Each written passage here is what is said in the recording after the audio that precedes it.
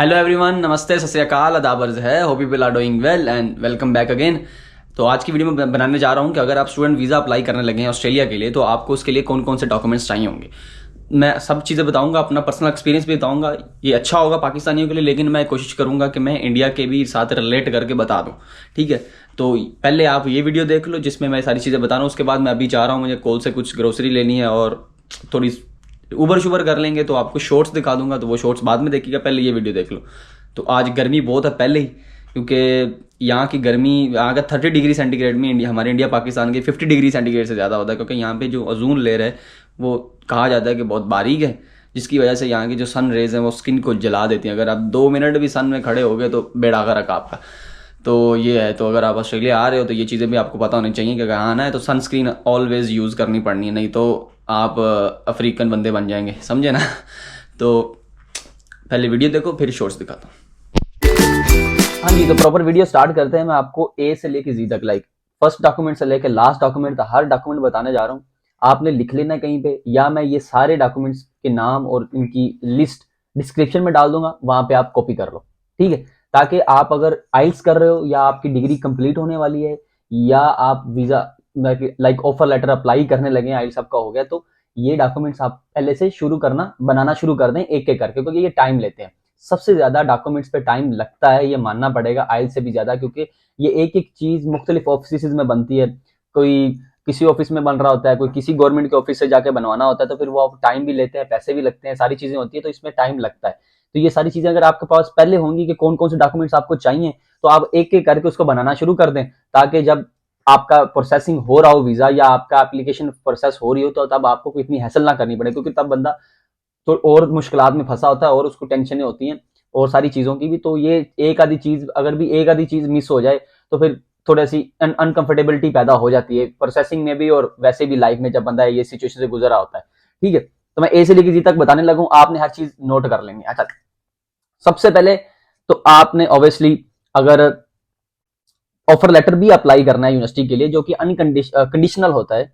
आप अगर आपने अभी तक आइल्स नहीं करी, आप आइल्स कर रहे हैं, तो बेहतर यही है कि यूनिवर्सिटीज में अप्लाई करना शुरू कर दो, उनसे ऑफर लेटर लेना शुरू कर दो। ठीक है, तो उसके लिए ऑब्वियसली आपको पासपोर्ट चाहिए होगा। तो पासपोर्ट बनाने के लिए ऑब्वियसली आपसे पहले आपके पास डोमिसाइल होना चाहिए। ये पाकिस्तान में डोमिसाइल कहते हैं, वहां पे पता नहीं क्या कहते हैं, लेकिन आपके पास आईडी कार्ड होना चाहिए।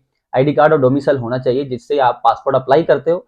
पासपोर्ट और आईडी कार्ड लाजमी होना है अगर आपका ऑफर लेटर अप्लाई करना है किसी यूनिवर्सिटी में। ठीक है, उसके साथ आपके पास सीवी होनी चाहिए। सीवी मैं इसीलिए कह रहा हूं कि आपकी पर्सनल इंफॉर्मेशन होनी चाहिए। अगर किसी भी कंसल्टेंट के थ्रू अगर आप अप्लाई करवा रहे हैं, वो आपके पास आपसे अपनी पर्सनल इंफॉर्मेशन आपकी मांगेगा, तो बेहतर है वहां पे लिख के देने की। इससे अच्छा आप एक फॉर्म बना लें जिसपे आप अपनी सारी पर्सनल इंफॉर्मेशन लिख दें। नाम, ठीक है, ऑब्वियसली फैमिली नेम, फादर का name, number, Gmail, previous education, previous experiences. ठीक है, और अभी जो आप करना चाहते हो वो भी लिख दो, ताकि आप किसी कंसल्टेंट को भेजो उसको टेंशन ना हो। ठीक है, सीवी। उसके बाद आपकी लास्ट डिग्री जो भी हो, आपकी बैचलर की डिग्री है या आपकी लास्ट 12+2 की है, वट जो भी है, वो डिग्री अपने पास रखो। उसका सेट, अगर आपके पास प्रॉपर डिग्री अभी नहीं आई, आपके पास सर्टिफिकेट है उसका, तो वो डाल दो। ये डालोगे तो आपका ऑफर लेटर आएगा। समझ आई कि अगली भी गई, अगली भी है और ये भी आ गई, मुझे पता है। ठीक है, अब इसके बाद ऑफर लेटर आपका आ गया कंडीशनल। ठीक है, आपके पास कंडीशंस लग के आ गई। नॉर्मली जो कंडीशंस लग के आती हैं, वो एक होती है आइल्स की, और दूसरी कंडीशन होती है इंटरव्यू की। नॉर्मली इंटरव्यू नहीं होता, लेकिन आजकल के सिनेरियो के लिहाज से इंटरव्यू ले रहे हैं वो। तो आइल्स और इंटरव्यू, आइल्स आपने दे दिया, इंटरव्यू में आप पास हो गए, तो आपको कंडीशनल ऑफर लेटर रिलीज कर देंगे। अब इन ऑफर लेटर्स में टाइम लगता है। कई कोई यूनिवर्सिटीज, अगर आपकी प्रीवियस डिग्री ठीक है, आपको उस बिहाफ पे जल्दी ऑफर लेटर मिल जाते हैं, या 1-2 महीने लग भी जाते हैं। इसलिए अच्छा है कि 5-6 यूनिवर्सिटीज में अप्लाई करके रखो। जब मैंने करा था, मैंने भी 6-7 यूनिवर्सिटीज में अप्लाई करा था। इसमें मैंने 11 टी चूज करी थी, डिपेंड करती थी, क्योंकि उसकी फीस कम थी, क्योंकि मैं डिप्लोमा टू डिग्री में आया था, D2D में आया था। उसके अलावा नॉर्मल यूनिवर्सिटीज में वो मिल नहीं रहा था और उसकी फीस ज्यादा थी। अब कंडीशनल ऑफर लेटर आएगा, अनकंडीशनल आ गया, क्योंकि आपने आइल्स भी दे दिया, इंटरव्यू भी दे दिया, ये सारी चीजें भी होगी। अब आपने क्या करना होता है, अपनी फीस पे करनी है आपको। अनकंडीशनल जब आपका ऑफर लेटर आता है, उसका अगला स्टेप आपको होता है कि आपने फीस पे करनी है और ओवरसीज हेल्थ कवर लेना होता है। चीपेस्ट ओवरसीज हेल्थ कवर लें आप, ओवरसीज हेल्थ कवर लें चीपेस्ट, क्योंकि सब सेम ही होते हैं। ठीक है, ये कुछ ज़्यादा महंगा लेने का फ़ायदा कोई नहीं है। सबसे सस्ता उसको बोलो कि अपने कंसल्टेंट एजेंट को या ब्रोकर जो भी है, उसको बोलो सबसे सस्ता लेके दो। ये और इसका सर्टिफिकेट अपने पास रखना है, जब आप यहाँ आते हो इमिग्रेशन वाले पूछ सकते हैं और आपको दिखाना पड़ता है। आपके पास जो भी डॉक्यूमेंटेशन आपने करनी है उसका रियल भी आपके पास, जो मेन है रियल पेपर वो भी आपके पास होना चाहिए और उसकी कॉपियां भी आपके पास होनी चाहिए। ये हमेशा याद रखनी। सीओई आपकी रिलीज होगी, समझो फीस पे होगी, सब कुछ डन हो गया, आपकी क्या रिलीज होगी, सीओई रिलीज होगी। अब आते हैं मेन बात पे, आपकी वीजा एप्लीकेशन पे। वीजा एप्लीकेशन पे सबसे ज्यादा डॉक्यूमेंट्स चाहिए होते हैं। वीजा एप्लीकेशन आपने डालनी है, उसके लिए सबसे पहले तो आपको ऑब्वियसली आपने मेडिकल करवाना है और बायोमेट्रिक करवाना है। ठीक है, वो तो कंसल्टेंट एजेंट करवा देगा और उसके जो सर्टिफिकेट्स होते हैं वो भी उनके पास चले जाते हैं, आपको उनके साथ कोई तल्लक नहीं है। मेन आपने लिखी होती है एसओपी, सोर्स ऑफ पर्पस। उसमें मैंने एक सोर्स ऑफ पर्पस पे वीडियो डाली हुई है पहले, मैं इधर भी ऐड कर देता हूँ, वो जाके देखो कि आपने एसओपी कैसे लिखनी है। ठीक है, उसके बाद छोटी छोटी चीजें मैं सारी बताने लगा हूं एक एक करके। पोलियो सर्टिफिकेट, आपके पास पोलियो सर्टिफिकेट होना चाहिए, जो कि आपकी, मुझे लगता है कि डिस्ट्रिक्ट हेल्थ मिनिस्ट्री से लगता है, मिनिस्ट्री कह रहा हूँ, मतलब जो आपके डिस्ट्रिक्ट लेवल पे गवर्नमेंट का जो अदारा होता है वो पोलियो सर्टिफिकेट बना के देता है। आप जाओगे तो आपको पोलियो के ड्रॉप्स पिलाते हैं, उसके बाद आपको सर्टिफिकेट दे देते हैं। एक छोटा सा सर्टिफिकेट होता है, वो वैलिड होता है 1 साल के लिए, वो आपको लाजमी चाहिए होता है। उसके बाद आपका कोविड का सर्टिफिकेट लाजमी होना चाहिए। अगर आपके पास आपने अगर वैक्सीन लगवाई हुई हैं तो उसका सर्टिफिकेट अपने पास रखो, आपको ट्रैवल नहीं करने देंगे विदाउट कोविड सर्टिफिकेट, याद रखिएगा। पुलिस क्लियरेंस सर्टिफिकेट भी चाहिए आपको। आपको अपने मुतलका आपके जो मोहल्ले का, सिटी का जो पुलिस स्टेशन है, वहां से आपको पुलिस क्लियरेंस सर्टिफिकेट चाहिए होगा, जो कि वीजा एप्लीकेशन पर लगता है और ये लाजमी है। मैं ये डॉक्यूमेंट्स बता रहा हूँ जो लाजमी है। इसके साथ कंसल्टेंट क्या करते हैं, कुछ और डॉक्यूमेंट्स भी डाल देते हैं वीजा एप्लीकेशन को मजबूत करने के लिए, स्ट्रॉन्ग करने के लिए। तो वो मैं नहीं, शायद ना बताऊं तो वो, मैं वलीउल्लाह का बेटा नहीं हूं, तो वो ऐसी चीजें रह जाती हैं। तो वो एजेंट्स जानते हैं, क्योंकि उन्होंने ये सारी डीलिंग कर चुके होते हैं, तो उनको पता है कि ये बच्चे के लिहाज से इसके पास ये भी डॉक्यूमेंट होए तो ज्यादा अच्छा है। ठीक है, उसके बाद आपको करेक्टर सर्टिफिकेट चाहिए होता है। करेक्टर सर्टिफिकेट आपकी लास्ट प्रीवियस डिग्री जहाँ पे आपने की होती है, कॉलेज हो, यूनिवर्सिटी हो, जो भी हो, वहां पे आपको करेक्टर सर्टिफिकेट मिलता नहीं है, आपको जाके लेना पड़ता है। मतलब नॉर्मली वो सिर्फ डिग्री देते हैं या आपको रिजल्ट कार्ड्स देते हैं, लेकिन करेक्टर सर्टिफिकेट नहीं देते। आपने उनके साथ उनसे लेके आना करेक्टर सर्टिफिकेट, और वो करेक्टर सर्टिफिकेट पे उनकी टेस्टेशन होगी, सारा चीजें, वो उसमें ये लिखा होता है कि आप लास्ट, अगर आपने यहाँ पर पढ़ा है तो आप बड़े इनोसेंट हैं, बड़े अच्छे बंदे हैं, आप जहाँ भी जाते हैं अच्छा पढ़ते हैं, लेकिन पढ़ते पढ़ते तो आपको नहीं है, कोई बात नहीं।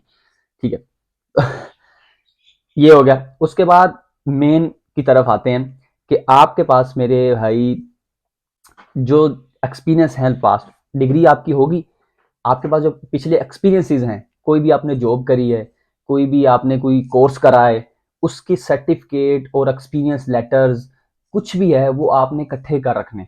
एक एक चीज आपकी फाइल बनी होनी चाहिए, क्योंकि बहुत ही मेस्ड अप हो जाती हैं चीजें इस मामले में। ठीक है, जब आपने टिकट करानी होती है तो वहां पे भी सारी चीजें मेस्ड अप हो जाती हैं, तो आप एहतियात यही करें कि हर चीज अलग अलग रख दो। ठीक है, जॉब लेटर्स जितने भी आपके पास है, एक्सपीरियंस जितने भी आए हैं, वो लेके रजिस्ट्रेशन करवा के रख लो कि ये हमारे पास ये पड़ा है, क्योंकि वीजा फाइल में आपने ये लगाने। ठीक है, मेन बात भी आते हैं कि जो आपने फाइनेंशियल डॉक्यूमेंट्स दिखाने हैं वहां पे, सोर्स ऑफ पर्पस में तो आपने लिखना है। ठीक है, कि मैं, मेरा वालिद मुझे, वालिद मतलब आपका बाबा जी, डैड जी, आपको या आपका भाई, बड़ा भाई, या आपका कोई भी फैमिली मेंबर आपको स्पॉन्सर कर रहा है, तो आपने, जो बंदा आपको स्पॉन्सर कर, आप अपने आप को स्पॉन्सर नहीं कर सकते। ये मत हमेशा रखिएगा कि मैं अपने आप को स्पॉन्सर, आपके बैंक अकाउंट में बैंक स्टेटमेंट शो कर सकते हैं। स्टूडेंट अपने बैंक अकाउंट में पैसे रखवा के स्टेटमेंट शो कर सकता है, बट जो स्पॉन्सर कर रहा होगा ना, तो उसके डॉक्यूमेंट्स जाएंगे कि उसके नाम पे फैक्ट्रियां हैं, उसके नाम पे जमीनें हैं, उसके नाम पे बिजनेसेस हैं, उसके फाइनेंशियल डॉक्यूमेंट्स जाएंगे, आपके फाइनेंशियल डॉक्यूमेंट्स नहीं जाएंगे, क्योंकि आप स्टूडेंट हो, आप अपने आप को स्पॉन्सर नहीं कर रहे। ठीक है, जो स्पॉन्सर कर रहा है आपको फाइनेंशियली सपोर्ट करेगा, वो बंदा, उस बंदे के नाम पे आपने फाइनेंशियल डॉक्यूमेंट्स बनवाने, और ये बन जाते हैं अगर फैक्ट्रियां और बिजनेसेस ना भी हों तो। समझिए आप, कॉन्टेक्ट योर एजेंट। अब ये होगा, बैंक स्टेटमेंट होगी, आपके सोर्स ऑफ इनकम के, और जो आपको ऑब्वियसली फाइनेंशियल डॉक्यूमेंट्स हो गए। इसके साथ आपको चाहिए होता है एक एफिडेविट। एफिडेविट ये होता है कि आपने फाइनेंशियल सपोर्ट सर्टिफिकेट, एक टाइप ऑफ होता है, उसमें सिंपल लिखा होता है आपके डैड के नाम का कि मैं और मेरा बेटा ये है, मैं इसको स्पॉन्सर कर रहा हूँ, ये पढ़ने ऑस्ट्रेलिया इतने अरसे के लिए जा रहा है, वहां पे इसके जितने एक्सपेंसेस होंगे, फाइनेंशियल फाइनेंशियल कह रहा हूँ, लिविंग एक्सपेंसिव, लिविंग और एजुकेशनल, ट्रांसपोर्ट के जितने भी एक्सपेंसेस हैं वो सारे मैं पे करूंगा, और नीचे वो उनका फिर टेस्टेशन, उनका साइन, मतलब एक स्टाम्प लिख के देना होता है उनको, कि उस बिहाफ पे हम पे केस भी कर सकते हैं कि देखो आपने लिख के बोला था, आपने नहीं करा, ये इलीगल है, तो चलो ये कर दो, ये आपके खिलाफ ही एक्शन हो सकता है। तो मेरे सामने, मेरे लिहाज से तो मैंने आपको हर चीज़ बता दी, ठीक है।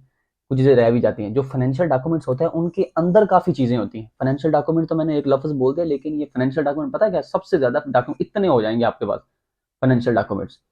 कुछ कुछ डॉक्यूमेंट्स की आपको कॉपियाँ चाहिए होंगी, रंगीन कॉपियाँ चाहिए होंगी, इंग्लिश ट्रांसलेशन चाहिए होंगी। अगर वो इंग्लिश ट्रांसलेशन में आपका रियल जो भी आपके पास सर्टिफिकेट है, या आपके पास एक्सपीरियंस लेटर है, या कुछ भी चीज़ अगर आपके पास आपकी हिंदी लैंग्वेज में या पंजाबी लैंग्वेज में या उर्दू लैंग्वेज में पाकिस्तान में है, तो आपको उसकी ट्रांसलेशन करवानी पड़ती है, और जाके आपको जहाँ पे ये आपका एफिडेविट बनेगा ना, फाइनेंशियल सपोर्ट सर्टिफिकेट, ये बनेगा आपका कचहरियों में, कोर्ट में, तो वहाँ पे ही वो आपको टेस्ट करके देते हैं कि ये इसका रियल है और ये इसने इंग्लिश ट्रांसलेशन करवाई है, तो दोनों सेम है, वो स्टम्प करके देते हैं, फिर वो कबूल होता है। ये हमेशा बात याद रखनी है, ये चीज़ें, ये थे सारे डॉक्यूमेंट्स। क्वेश्चन हो कमेंट सेक्शन में, ना हो तो सलाम अलैकुम, खुश रहें, आबाद रहें, और क्या ज़िंदगी में चाहिए, एंजॉय मारो यार, वीज़ा लगवाओ, आ जाओ, बड़ा ज़रूरत है इनको लोगों को, तुम लोगों की। Bye bye. अबे भाई 33 डिग्री सेंटीग्रेड, मैं कहता हूँ मेरा 1 साल हो गया ऑस्ट्रेलिया आए को, और मैंने इतना टेम्परेचर नहीं देखा। और अभी यकीन करो आप, 1 मिनट जाके धूप में खड़े हो जाना तो ख़त्म है। इसीलिए मैं कहता हूँ कि यहाँ आके गाड़ी ले लो जितनी जल्दी हो सके, क्योंकि बाइक पे कुछ ट्रैवल करोगे तो फिर फटेगी, अगर ट्रैम्स ट्रेन पे जाओगे तो गर्मी से फिर फटेगी। अभी गाड़ी में बैठ गए और सुकून से, एसी चल रहा है, सुकून मॉल है। अगर ज़रा सा बाहर गया तो समझे गए।